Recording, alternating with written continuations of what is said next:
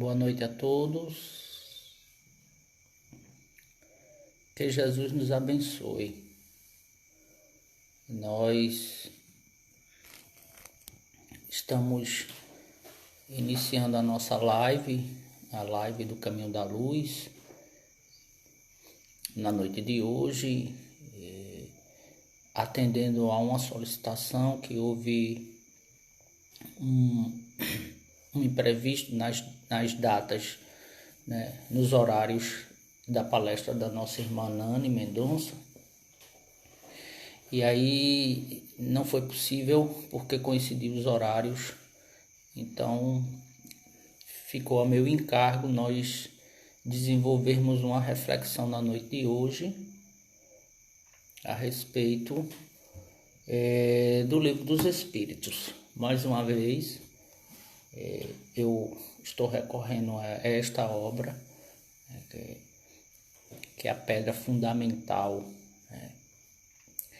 da doutrina espírita, o Livro dos Espíritos, que vai, através do desmembrar de suas partes, irão dar origem aos outros livros da codificação espírita.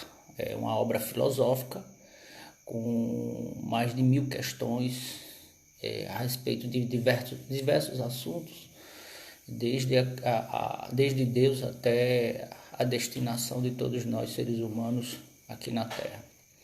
Então, desde já, vamos rogar a espiritualidade para que nos assista nesta noite e que possa dar tudo certo e que venhamos nesta vibração de pensamentos, aprendermos e refletirmos um pouco mais a respeito da doutrina que não nos pertence. Nós apenas fazemos um movimento, a doutrina ela pertence aos espíritos. E peço perdão de antemão se em algum momento cometermos erros doutrinários, né? Nós pedimos desculpa por isso. E os erros doutrinários não é responsabilidade da doutrina espírita, mas sim, às vezes, de uma questão de interpretação do próprio palestrante. Então, desde já, sintam-se acolhidos e abençoados por Jesus, por Maria Santíssima e pelo nosso querido Henrique Salazar Azevedo de Castro. Então, queria só ratificar que na nossa live passada nós falamos, eu citava aqui o seriado da Netflix com Morgan Freeman, e o título é A História de Deus. Eu acredito que eu falei A Face de Deus, mas o nome certo é A História de Deus. Então, eu escolhi aqui um tema que eu acho que está muito pertinente para os dias atuais. Felicidade e infelicidades relativas. Nós estamos passando por um momento de muitos questionamentos, de muitas reflexões, de muitas mudanças, outras não, outras revoltas, outras indiferenças, mas no momento nos está proclamando para que a gente possa refletir. Mas antes de iniciarmos a pergunta de 920, que está no capítulo das penas e gozos terrestres, felicidades e infelicidades relativas, eu queria mais uma vez reforçar aquela reflexão que nós realizamos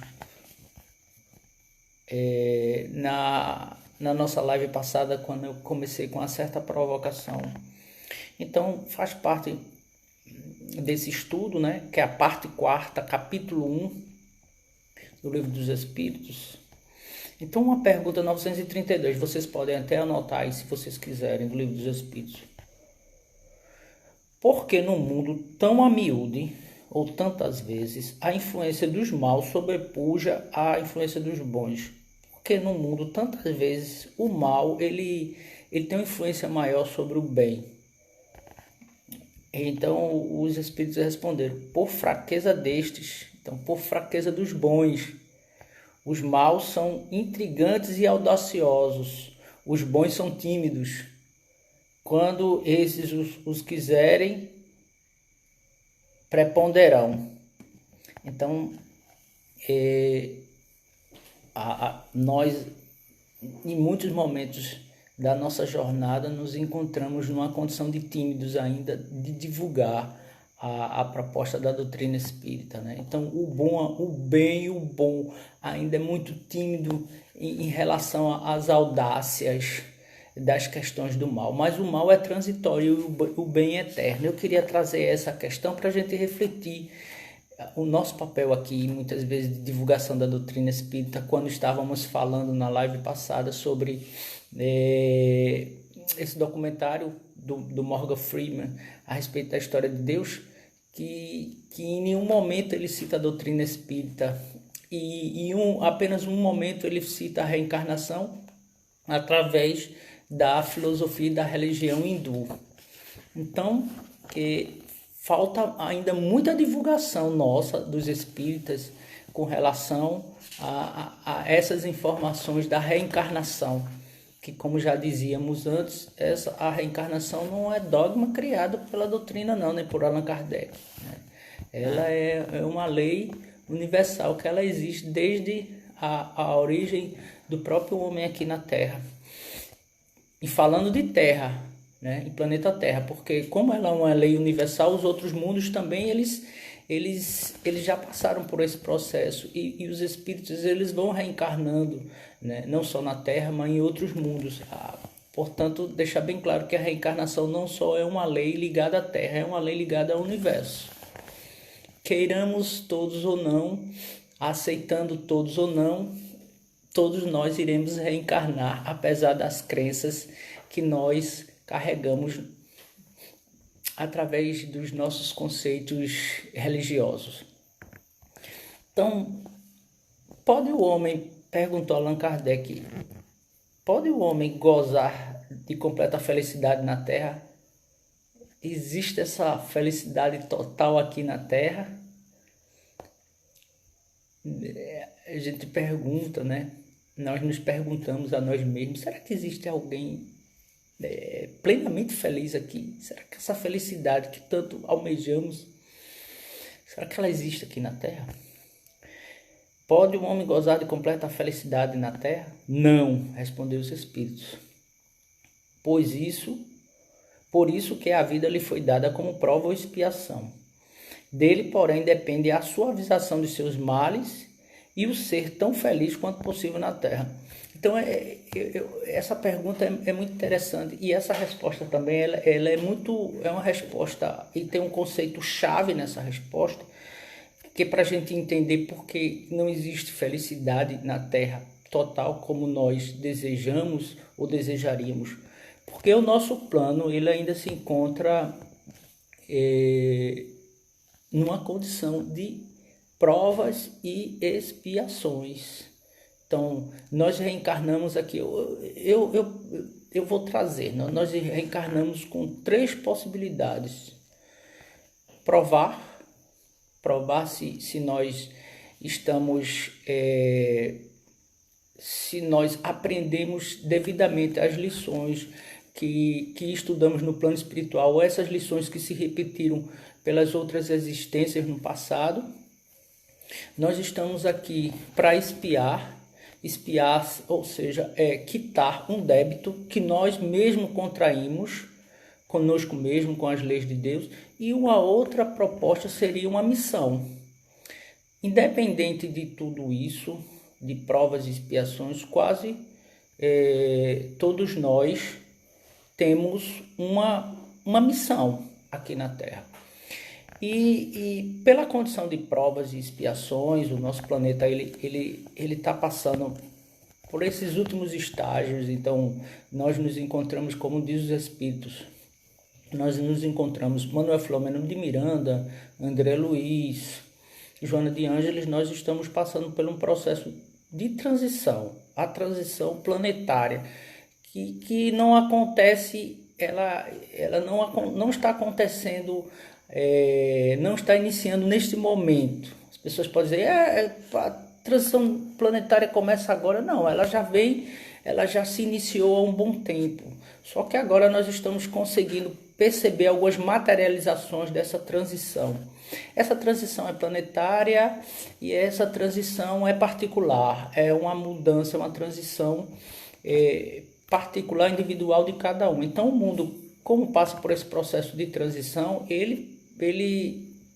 a necessidade espiritual da Terra, como de outros mundos que já foram primitivos e passaram para uma escala de provas e expiações, ele tende a evoluir para um mundo de regeneração. Um mundo onde nós estaremos saindo de um processo como se fosse no hospital, em convalescência, um processo de restabelecimento. Mas, por enquanto, o nosso mundo ainda dá os seus últimos suspiros de provas e expiações, e por isso que nós entendemos que, como ainda existe muita dor, como ainda o mal ainda é mais atrevido, ainda sobrepuja o bem, quando ainda percebemos ainda muito orgulho, muito egoísmo no plano Terra, quando ainda nos deparamos com cataclismas, com questões referentes à natureza, né, com tsunamis, com vírus, com bactérias. Então, enquanto estivermos percebendo isso de uma forma acentuada, nós não encontraremos, de certa forma, essa felicidade que a gente almeja, e com certeza nós ainda estaremos nesse mundo de provas e expiações, caminhando nesse processo de transição que parece que é muita confusão, mas está tudo organizado, porque é um processo de depuração mesmo. A transição ela vai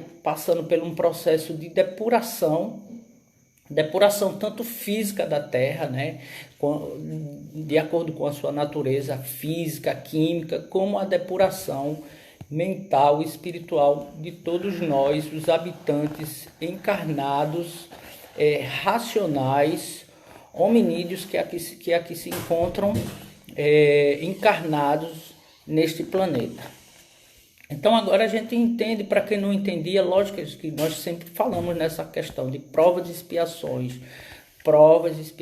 onde o mal prepondera, onde ainda existe muito orgulho, egoísmo, vaidade, materialismo. Então, enquanto isso sobrepujar o bem, isso caracteriza como um mundo de provas e expiações.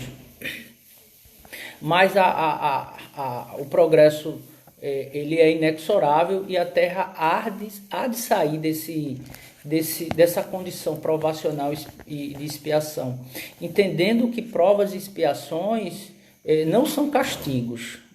As pessoas, tem muita gente que ainda traz esse conceito, né, arquetípico das religiões que nós já vivenciamos, seculares, né, de que tudo é castigo, de que o que está acontecendo na Terra, essa pandemia e outras que vieram e outras que poderão vir, é castigo de Deus. Não, isso ainda faz parte da natureza da Terra, ainda faz parte ainda da condição do ser humano. E entendemos que a expiação é um processo educacional, pedagógico. Embora você possa dizer, mas como é que é isso? Uma dor é pedagógica, uma dor educativa? Porque é através, na maioria das vezes, da dor, que vai fazer com que o indivíduo ele possa retornar ao caminho, esse caminho do meio, esse caminho que poderá levar a ele um maior nível de consciência, um maior nível de libertação espiritual, a um processo também, como diria Carl Gustav Jung, Joana de Ângeles, um processo de individuação, como diria Jesus, um processo de bem-aventurança. Então, a expiação e a prova não são castigos, são processos reeducativos, pedagógicos, que estão disponíveis para o homem, para que ele possa se reeducar perante as leis de Deus, que nós já falamos, né? Essas leis que estão escritas na nossa consciência profunda. E quanto mais a gente vai se aprofundando, quanto mais a gente vai crescendo, seja através do amor, da dor, a gente vai compreendendo melhor essas leis que estão escritas na nossa consciência. Então, a pergunta 921...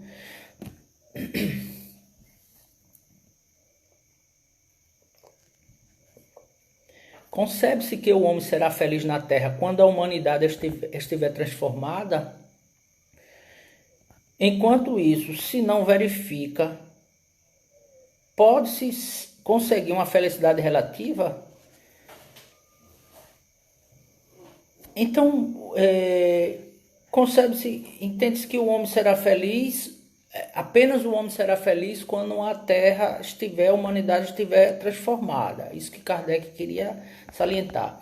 Enquanto isso se não acontecer, podemos viver uma felicidade relativa aqui na terra? Responderam os espíritos. O homem é quase sempre obreiro, trabalhador, construtor da sua própria infelicidade. Praticando as leis de Deus, a muitos males se forrará e proporcionará a si mesmo felicidade tão grande quanto o comporte a sua existência grosseira. Então veja bem, a doutrina espírita ela é extraordinária, porque é uma doutrina extremamente reveladora, extremamente consoladora, e que ela é também, acima disso tudo, muito confrontadora, porque até então ela desnuda, ela tira os mitos que nós carregamos, que nós carregávamos, ela tira as superstições, ela tira o engodo, e ela diz assim: olha, o responsável por pela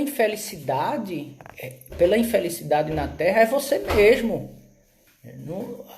Não é Deus não que é responsável, porque até então estávamos nessa intenção inconsciente, nessa vibe de querer projetar todas as nossas deficiências e nossas infelicidades no outro, como um mecanismo de defesa mesmo do ego. Então até os próprios espíritas, às vezes, eles utilizam desse subterfúgio. Quando a gente pega, como é que você está? Tá como Deus quer, estou como Deus quer. Então, de certa forma, é dizer assim: eu estou assim porque Deus ainda quer, porque se Deus quisesse, eu não estaria assim. Lógico, claro. Mas assim, a gente precisa entender o que está por trás desse sofrimento, né? Então, isso me aconteceu porque eu estou obsidiado, porque foi o meu obsessor que me levou a isso. Então a gente começa a jogar a culpa nos outros. Aconteceu isso porque o inimigo destruiu a minha vida. Então a culpa é os outros, o inferno é os outros, como dizia Sartre, né? Então o problema nunca é nosso. Então a doutrina espírita vem e diz: olha, você pode ter obsessor sim, mas os seus desafetos espirituais de vidas passadas, mas o responsável por isso foi você, né? Não foi mais ninguém. E entenda que o maior obsessor de todos, o que você carrega, é o seu próprio, né? A maior obsessão é nossa auto-obsessão, aquela que a gente não consegue enxergar, aquela que a gente não consegue perceber os nossos limites.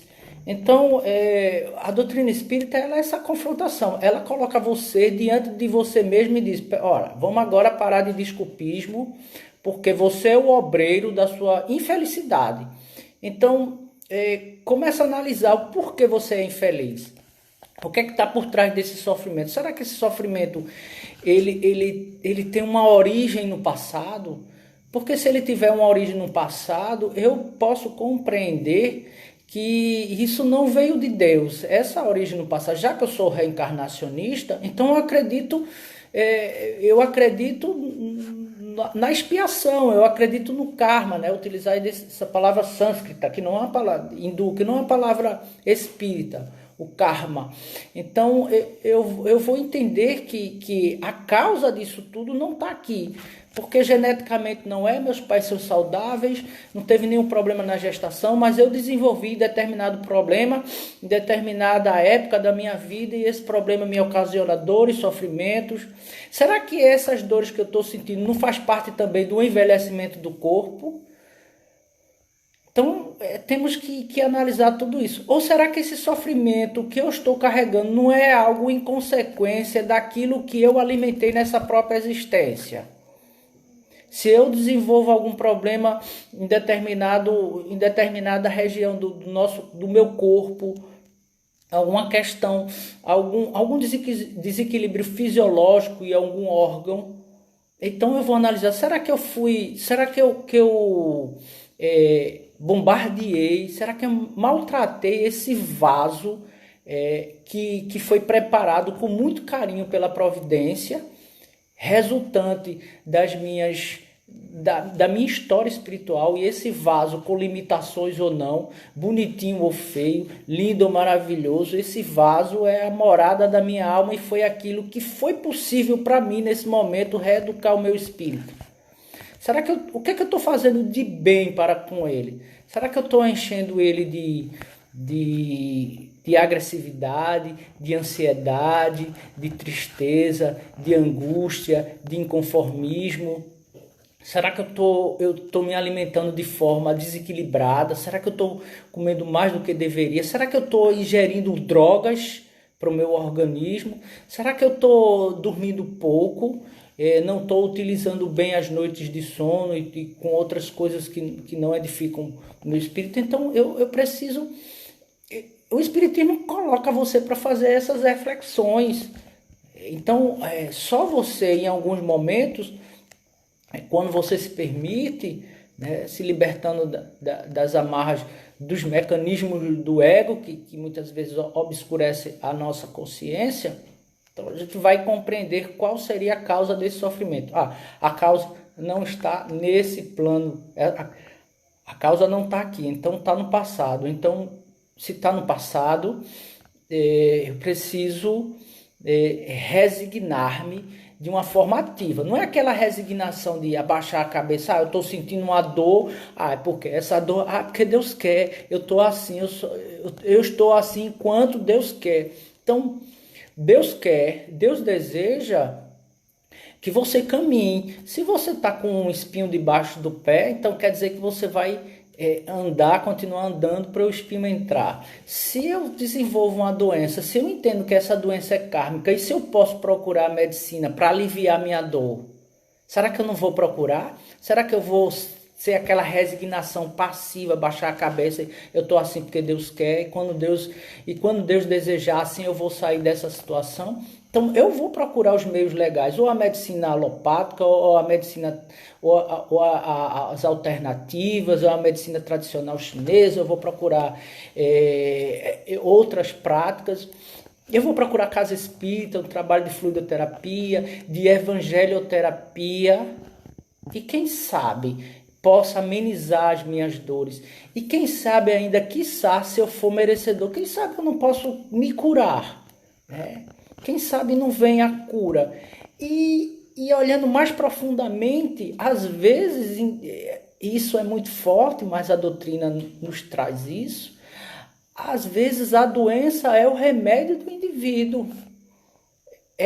Isso é meio complexo, né? A doença é o remédio do indivíduo, porque ele teve todas as oportunidades de ser uma pessoa do bem, de ser uma pessoa equilibrada, de ser uma pessoa ajustada, mas ele malbaratou tudo isso, ele não aceitou. Então, vem muitas vezes a doença como uma mensagem da alma e que diz assim, olha, o caminho agora é outro, o remédio é amargo, mas vai te levar à cura.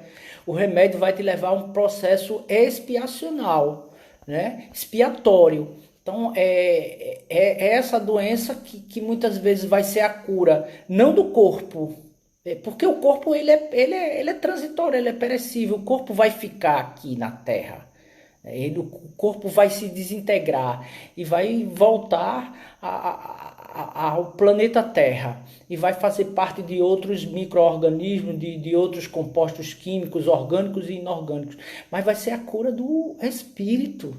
Porque, como nós sabemos, o nosso perispírito, que é o corpo que envolve o espírito, esse corpo perispiritual, modelo organizador biológico, é o psicossoma, né? Então, como diz a parapsicologia, né? E André Luiz também fala, esse corpo perispiritual ele vem com os nossos os nossos avanços e os nossos desequilíbrios.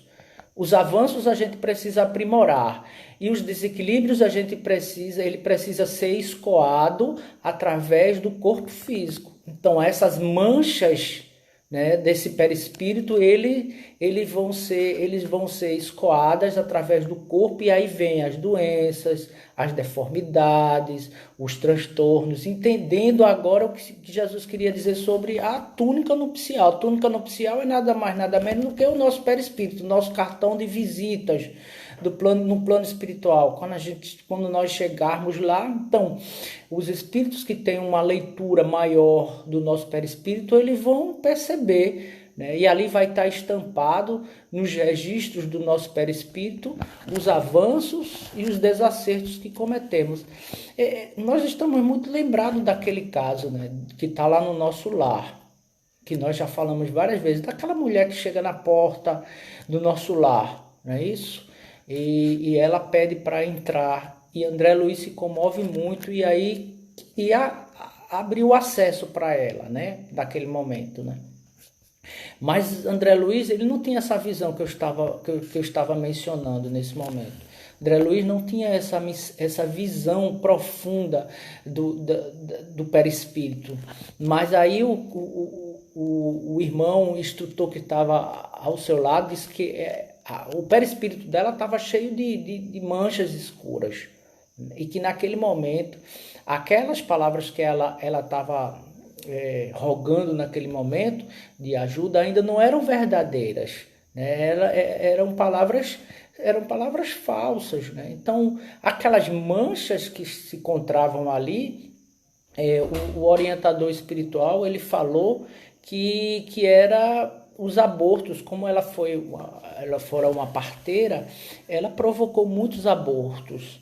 E como diz os espíritos, esse perispírito nosso, ele é um registro muito sensível que capta tudo ao nosso redor e vai fotografando. Nosso perispírito, ele vai guardando essas informações, essas imagens, tudo que a gente está fazendo, de bom, de ruim. Então nós não vamos nos esconder de nós mesmos. Então é no nosso perispírito que está todos os nossos arquivos mentais de vidas passadas, né? Desde as experiências nos outros reinos antes do homem até nos dias atuais, no inconsciente profundo, no inconsciente coletivo. Então, a doutrina espírita, veja, que uma pergunta, ela nos remete a nos aprofundar, e aí nós chegamos na questão do perispírito, que, como Jesus utilizava, era o corpo, a túnica nupcial. Os cristãos de Paulo de Tarso falavam que era o corpo glorioso, né? Ou o corpo incorruptível, né? Como Paulo de Tarso fala, semeia-se corpo corruptível e ressuscita corpo incorruptível. Ou seja, a gente vem com o perispírito cheio de máculas, cheio de débitos, cheio de compromissos, e aí se a gente vencer o bom combate, a gente ressuscita, ressurge no plano espiritual com corpo incorruptível, com corpo sem manchas. Os egípcios chamavam de Ka, né? Os gregos chamavam de Eidolon. Então, em diversas culturas, esse perispírito ele recebeu determinadas denominações. Na crença popular é chamada de alma, né? Eu vi uma alma, fulano viu a alma de papai, de vovô, de tio, de titia, uma alma mal assombrada. Não é alma, é o perispírito, né, que ali se encontra. Então, a pergunta do 922, a felicidade terrestre é relativa à posição de cada um, certo? O que basta para a felicidade de um constitui a desgraça do outro. Haverá, contudo, alguma soma de felicidade comum a todos os homens? Com relação à vida material, é a posse do necessário. Com relação à vida moral, a consciência tranquila e a fé no futuro. Então, apesar de muito avanço no campo, na asa do conhecimento tecnológico, do conhecimento científico, apesar de tantos avanços nas ciências, a asa da moral ainda continua, de certa forma, um pouco não tão igual quanto a asa da razão, do conhecimento. Então, o que a gente ainda percebe na Terra hoje? Há muita concentração de riqueza na mão de poucos e ainda muita miséria. Será que com essa quantidade de dinheiro, de trilhões e mais trilhões de dólares, será que esse dinheiro ainda não daria para resolver o problema da fome no mundo? Quando nós nos reportamos à nossa mãe África, que para muitos foi o berço da civilização, nós encontramos muita miséria naquele continente. E a hora que ele foi muito explorado durante séculos pelos europeus e depois o abandonaram e lá se encontram daquela forma. A América Latina em si também tem muita pobreza, né? Será que ainda não existe tanto egoísmo e tanto orgulho a ponto de nós vermos alguém batendo na porta de nossa casa porque foi desempregado, porque perdeu o emprego nessa situação, e muitas vezes a gente fecha os olhos, a gente sequer estende a mão para dar um pouco do que a gente tem àquela pessoa? Então, há tanto avanço, né, no campo científico, mas ainda há tanta indiferença com relação à miséria humana. Então, é característico ainda desse mundo de provas e expiações. Quando o homem começar a perceber, quando o homem começar a introjetar realmente essa proposta de Jesus, não essa proposta secular que foi deturpada, que foi propagada nos templos de pedras frias, mas essa proposta imortalista, essa proposta otimista, essa proposta alegre, essa proposta, vamos dizer assim, de um comunismo primitivo, que quando eu tenho, isso é o comunismo. Nós não estamos falando de um comunismo, de um materialismo histórico dialético, de um comunismo marxista, leninista, stalinista. Não, longe disso. Quando eu tenho duas túnicas e ofereço uma que eu tenho para o outro, então isso é comunismo. Isso é o comunismo cristão. Isso é eu querer ver bem ao outro. Eu tenho duas e o outro não tem nenhuma. Então por que eu não vou dar essa que está em excesso, o excedente? Por que eu não posso dar o excedente ao outro, né? Então, se o mundo realmente hoje vivesse a plenitude do que Jesus falou, ou metade do que Jesus falou, acredito que nós viveríamos um mundo não de uma felicidade plena, porque ainda a condição material, orgânica do planeta ainda não nos permite isso. Nós estamos ainda envoltos ainda de muitas bactérias, de muitos vírus. A Terra se encontra ainda nesse processo de acomodação de suas placas tectônicas, e uma vez ou outra acontece uma mudança e nós presenciamos um tsunami, aí vem um tufão, vem um vendaval, vem as enchentes. Quer dizer, isso ainda faz parte da condição do nosso planeta Terra, né? Mas nós poderíamos viver um mundo relativamente mais feliz, onde o mais forte ia utilizar da sua força para ajudar o que está caído, o mais fraco. Então, o cristianismo, como vamos olhar à luz da doutrina espírita, é essa proposta extraordinária, libertadora, imortalista, que nos foi dada, né, por Deus, para que a gente pudesse realmente voltar ao caminho do meio, ao caminho que irá nos levar à felicidade plena. Mas essa felicidade plena ainda não se encontra aqui. Jesus falava: meu reino não é deste mundo, né? Então, se ele fala assim, ele é um rei, né? Ele é o rei, ele está dizendo meu reino. Se ele diz que é o meu reino, então ele é o rei. Mas o reino dele ainda não é deste mundo. O reino dele ainda não é deste mundo, mas ele utilizou as balizas para implantar esse reino aqui na Terra, e um dia ele vai dizer assim nas nossas consciências: meu reino é desse mundo também, porque aí nós vamos viver, nós vamos estar muito mais adiantados, não mais um mundo de regeneração, de convalescência, mas um mundo feliz, onde não vai existir resquícios do mal, onde as pessoas vão estar completamente envolvidas na prática do bem. Essa proposta do Evangelho, que é o Evangelho, essa boa nova que foi trazida por Jesus e que ele implantou de forma brilhante aqui. O Evangelho não pertence a Jesus. Sinto muito dizer a vocês. O Evangelho não foi criado por Jesus. O Evangelho é uma lei do universo.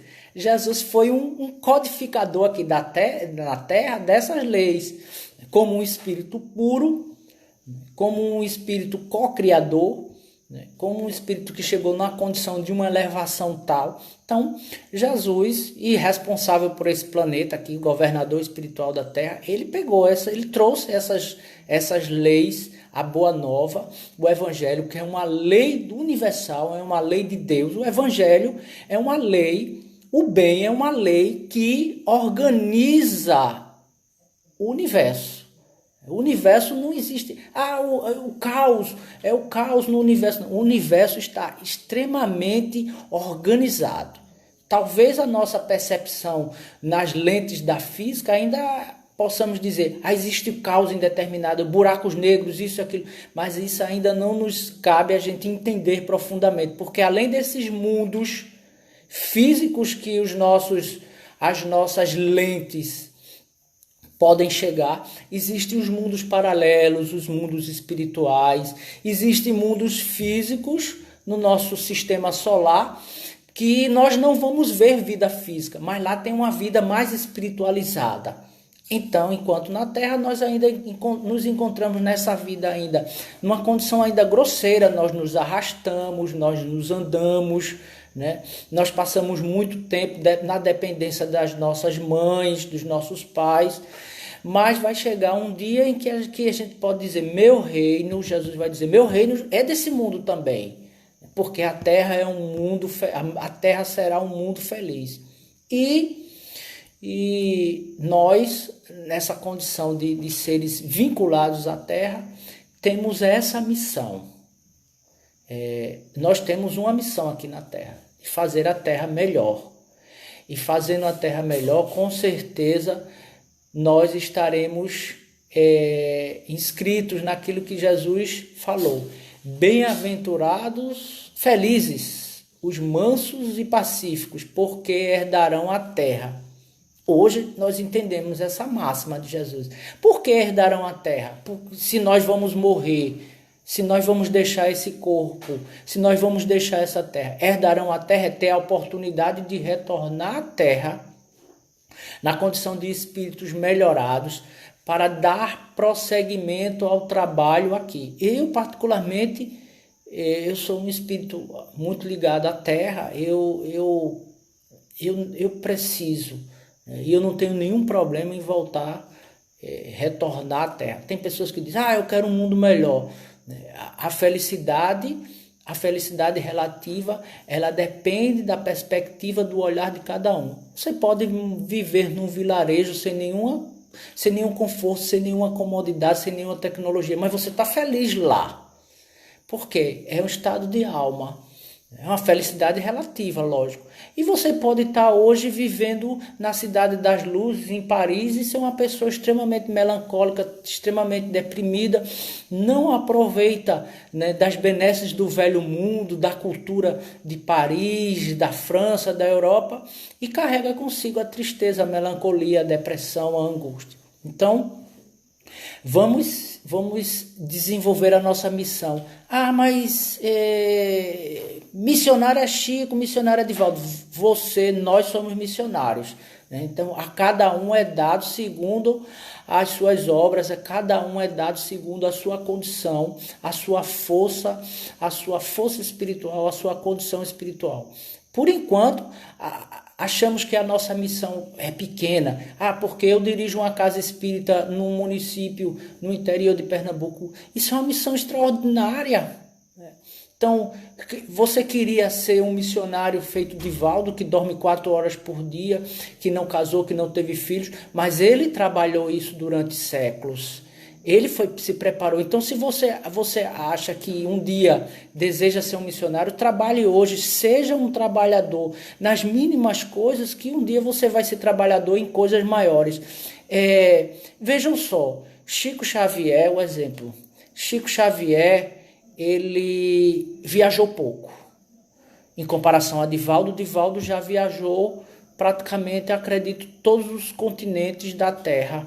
Ele só não fez palestra nem no Polo Sul, nem no Polo Norte, porque lá realmente não tem civilizações vivendo em grande quantidade, fora os esquimós. Mas vejam,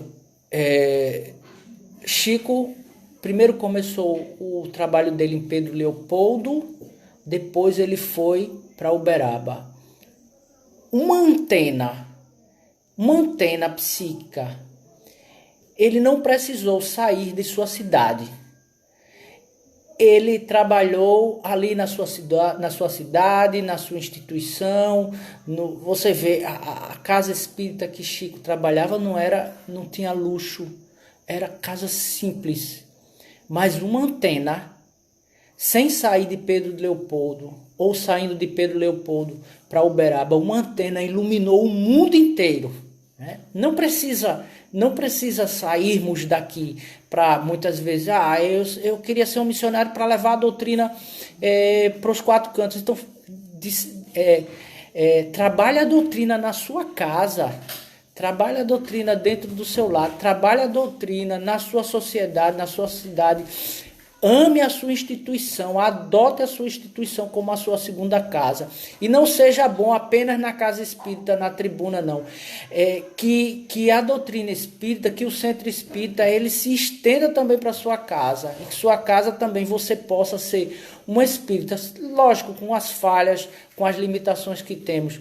Mas que essa proposta do centro espírita, ela seja uma proposta que se irradie por todo o local que você passe, pela sua cidade, pelo seu local de trabalho, pelos seus familiares, pelos seus amigos e também pelos seus desafetos. É essa a proposta da doutrina espírita. Então, nas nossas pequenas missões que são nos concedidas, que no futuro nos serão legadas missões mais importantes do que essa que nós estamos. Estou passando por um momento difícil, o bolso apertou, a doença chegou, a dor está aqui junto de mim, me pedindo para caminhar com ela 2 passos, 1000 passos, eu vou caminhando mais 2000.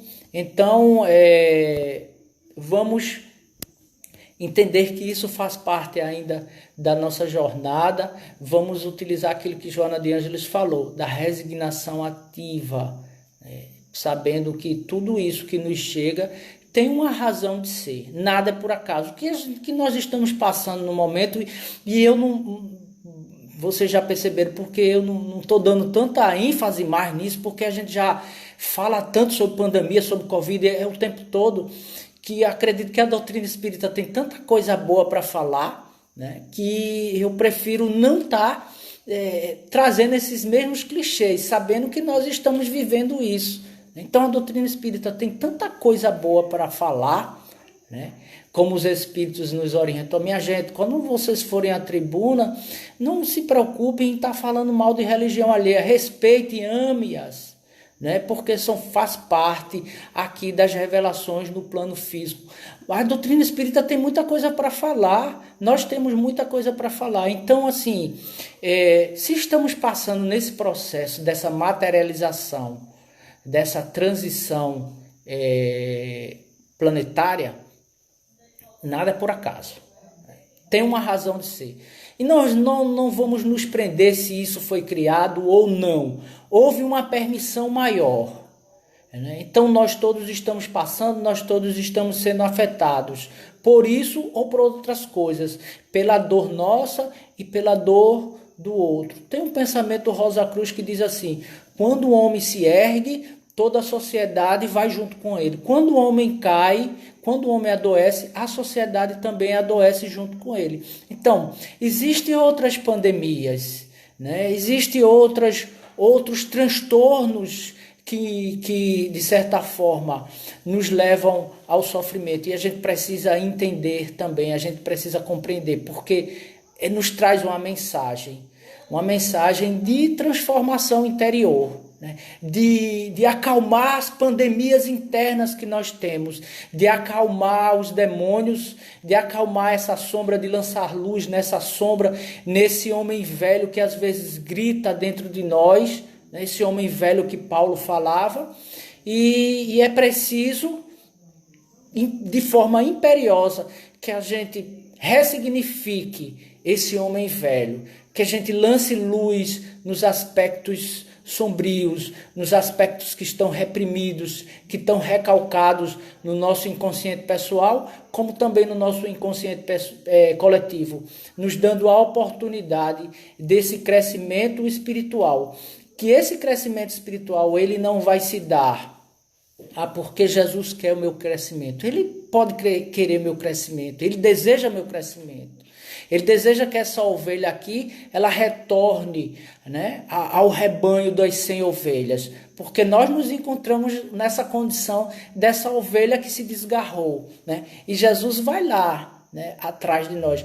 Mas ele quer a nossa transformação. Mas se nós não desejarmos essa transformação nesse momento, ele vai respeitar. Não tem nada imposto. Então ele vai esperar o momento certo, né, através dos convites que a vida, que a jornada da nossa vida vai nos proporcionar para a gente começar a refletir, seja através do amor, seja através da dor. E ele não olha para nós com olhar de julgamento. Veja que Jesus em nenhum momento julgou Públio Lentulus.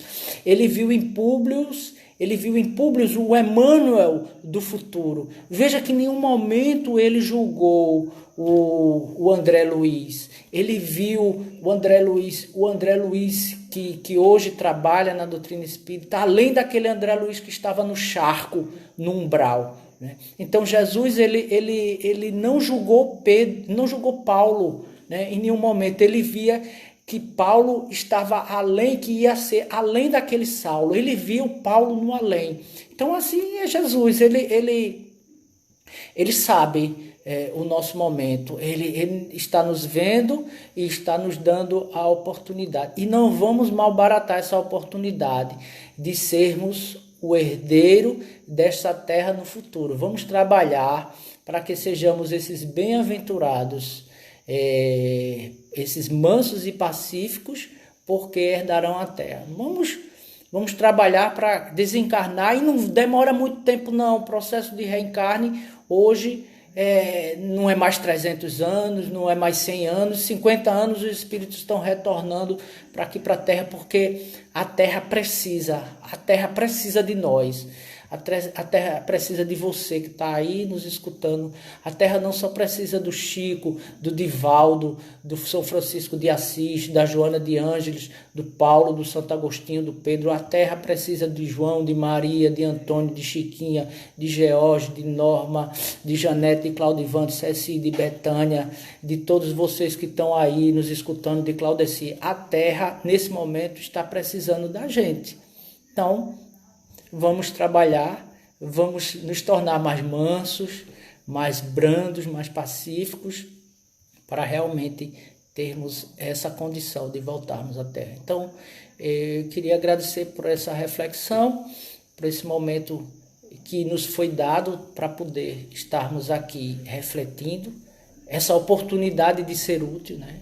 E a gente nunca deve negar a oportunidade de praticar o bem. Eu não vou, eu me nego a isso, porque isso eu não me sinto preparado, eu não tenho condição, não sei, ninguém hoje na doutrina espírita é mestre, é doutor, nem PhD, todos nós somos limitados, mas com uma vontade muito grande de tentar repassar aqui dentro das nossas limitações aquilo que vamos aprendendo com Allan Kardec, com os espíritos amigos que aqui trouxeram essas revelações, Santo Agostinho, Erasto, e também com os amigos do Caminho da Luz, que sempre estão ali do nosso lado, nos orientando a cada dia, dizendo, é por aí, vocês têm que fazer assim, pense direitinho, reflita os caminhos, as oportunidades que chegam a vocês.